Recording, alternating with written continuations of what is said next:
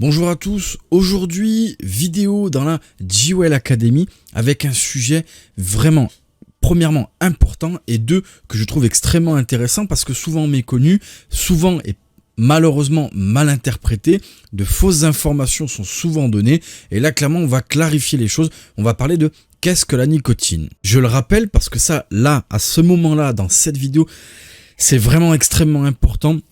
En aucun cas moi à titre personnel et au nom de Jewel, sommes des médecins ou des scientifiques. Un professionnel de la vape n'a pas le droit de parler de la vape de manière médicale ou scientifique. En revanche, nous avons tout à fait le droit d'aller chercher des informations qui viennent de certaines personnes reconnues dans leur domaine et de relayer l'information. Donc, de par cette vidéo, nous sommes que le vecteur pour vous apporter l'information. Ces informations-là ont été condensées auprès de plusieurs médecins, notamment le professeur Dotzenberg, le professeur Lewezek, bref, des professionnels de santé. Et nous ne faisons que relayer l'information, on l'a condensée et on va essayer de la vulgariser pour que vous la compreniez. Donc, la nicotine présente dans la cigarette électronique et bien évidemment dans le tabac, la cigarette traditionnelle. Et clairement, elle a plusieurs fonctions. Mais premier point, souvent évoqué par un débutant, il dit le problème dans la e-cig, c'est qu'il y a de la nicotine. Et donc ça relève d'une mauvaise connaissance. En soi, la nicotine n'est pas mauvaise. Elle est addictive, certes, on reviendra dessus,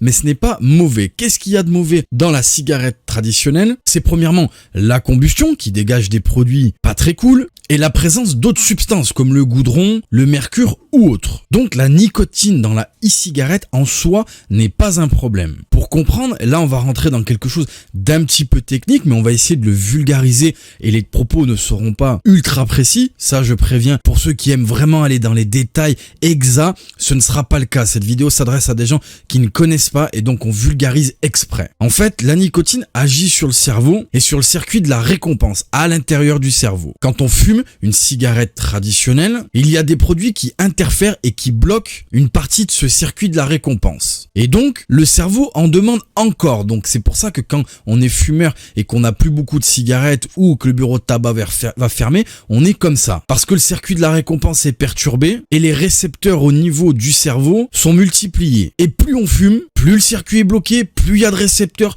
plus on a envie de fumer. Quand on passe à la cigarette électronique, il n'y a plus les autres substances qui bloquent ce circuit de la récompense. Donc c'est pour ça que dans un premier temps, il est important d'avoir un taux de nicotine adapté, en général élevé, pour pouvoir donner aux récepteurs ce dont ils ont besoin. Et au fur et à mesure, les récepteurs qui ont été multipliés vont s'estomper. On aura de moins en moins de récepteurs et du coup, on aura moins en moins cette envie insatiable de fumer. Grosso modo, c'est comme ça que ça fonctionne. Comme je l'ai dit, on a vulgarisé un maximum. Ça mis à part, la nicotine dans la e-cig, souvent quand un fumeur passe à la cigarette électronique, il y a quelques désagréments. Premièrement, on peut avoir des maux de tête, le cœur qui bat vite et dans certains cas particuliers, quelques autres soucis mais qui sont plus liés à l'arrêt du tabac qu'au départ de la e-cig. Pour les maux de tête, le cœur qui bat vite, c'est normal. La nicotine absorbé de cette manière-là peut être assimilé à une sorte d'accélérateur cardiovasculaire au même titre que la caféine ou la théine. Donc, en soi, rien de bien méchant. Il y a eu des cas très particuliers qui ne sont pas en grand nombre. Par exemple,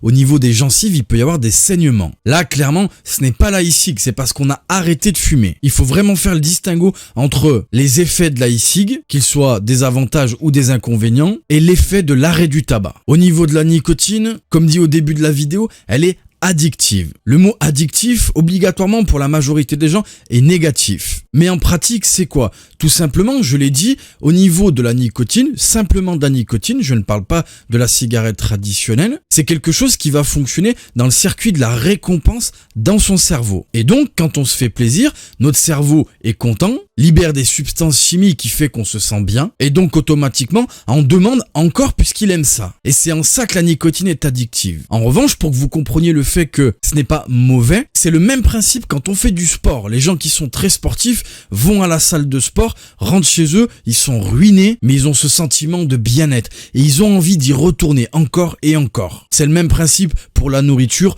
pour le sexe et pour bien d'autres sujets. Donc c'est en ça que c'est addictif. Pour faire le parallèle avec la nourriture par exemple, là le point négatif c'est que certes on se fait plaisir, en revanche on peut prendre beaucoup de poids. Donc là à mon sens c'est négatif. En ce qui concerne la nicotine purement et simplement dans la e-cig, il n'y a pas spécialement de prise de poids ou autre, donc ça peut être considéré comme une addiction à mon sens saine. Ensuite, au niveau des taux de nicotine, il y a quelque chose qui revient très souvent au niveau des débutants quand ils débutent dans la cigarette électronique, c'est je comprends pas, je l'ai toujours à la bouche, je vape. Alors clairement, là, il faut identifier deux choses. Premièrement, c'est une consommation qui est différente d'une cigarette traditionnelle. La cigarette traditionnelle, quand on bosse ou quoi, elle se fait pendant un temps de pause limité, donc on fume sa clope, vite, on repart au boulot, ou on fume sa clope dehors, vite, on rentre parce qu'il fait froid, donc on consomme tout de suite un gros pic et on passe à autre chose. Là, c'est un mode différent. Moi, ici, je travaille dans mon bureau, j'ai souvent ma vape, je vape un coup, je fais un truc, je revape. Donc premièrement, une consommation différente. Deuxièmement, au niveau du sevrage, comme je l'ai dit, il faut commencer avec un taux adapté, souvent un petit peu haut. Et clairement, il est plus intéressant, à partir du moment où on a trouvé le taux adéquat, d'avoir une consommation plutôt constante. Pourquoi ? Je l'ai dit tout à l'heure, quand on arrête de fumer, les récepteurs au niveau du circuit de la récompense s'estompent petit à petit. Et pour les aider à s'estomper, si vous ingérez de la nicotine avec un taux normal, c'est-à-dire que votre ingestion de nicotine est assez régulière et puis au fur et à mesure on descend doucement, là vous avez les meilleures chances d'y arriver. En revanche, imaginons que même avec la e-cig, vous vapez fort pendant 10 minutes, vous allez avoir un pic au niveau de la nicotine et de la stimulation des récepteurs. Ensuite, vous vapez pas pendant 4-5 heures, le pic redescend. Et donc, vous allez fonctionner comme ça en pic. Et là, pour que les récepteurs s'estompent, ça va mettre un peu plus de temps. Donc, il est plus pertinent d'avoir une consommation stable et régulière, donc de l'avoir fréquemment à la bouche, que d'avoir une consommation en pic. Et ça, c'est un point très important. Les débutants, ne vous inquiétez pas, si vous pensez que vous avez la e-cig souvent au bec, c'est normal. Et ensuite, au niveau de la nicotine, on l'a dit, c'est quelque chose qui va donner du hit. Donc souvent, les personnes qui arrêtent de fumer aiment avoir ici ce hit, cette contraction au niveau de la gorge. Donc comme j'ai dit, il ne faut pas hésiter à avoir un taux important. Comment on sait au bout d'un moment qu'il faut réduire ? Tout simplement, vous allez le sentir. Le hit sera moins agréable, vous allez le trouver trop fort. Ça peut engendrer des désagréments comme au début, c'est-à-dire que vous allez vaper et puis vous allez avoir un petit peu une sorte de maux de tête, la tête un petit peu qui tourne comme ça. Là, ce sont des signaux qui vous indiquent que votre taux de nicotine est peut-être un peu trop fort et qu'il faut le descendre. Après, l'arrêt complet de la nicotine peut être un objectif, mais à mon sens, et là je parle à titre personnel, j'estime qu'on peut très bien rester avec un taux de nicotine très bas. Moi, ça fait des années que j'ai un taux de nicotine faible, mais j'ai toujours de la nicotine. Ça ne me dérange pas, c'est quelque chose, comme je viens d'expliquer, au niveau du circuit de la récompense de mon cerveau, qui me satisfait, qui me fait me sentir bien, alors pourquoi pas. Voilà pour cette vidéo en ce qui concerne un petit focus